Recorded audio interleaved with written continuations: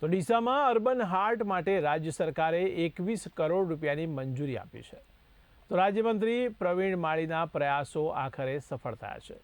ત્યારે અત્યાધુનિક હાર્ટમાં હવે સુવિધા જોવા મળશે.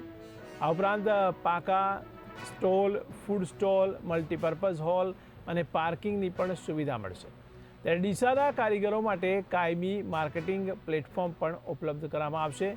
પેચવર્ક, પટોળા, ટેરાકોટા સહિતના હસ્તકલાઓને પણ પ્રોત્સાહન મળશે. તો વોકલ ફોર લોકલ અને આત્મનિર્ભરતા વિઝનને આ સાર્થક કરવાનો પ્રયત્ન છે.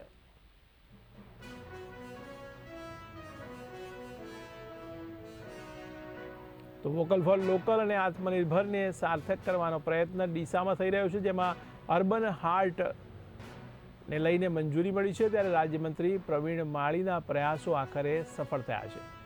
તો રાજ્ય સરકારે 21 કરોડ રૂપિયાની મંજૂરી આપી છે.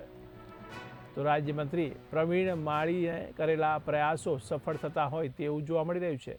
ત્યારે અત્યાધુનિક હાર્ટમાં હવે સુવિધા રહેશે તેવું પણ જાણવા મળી રહ્યું છે.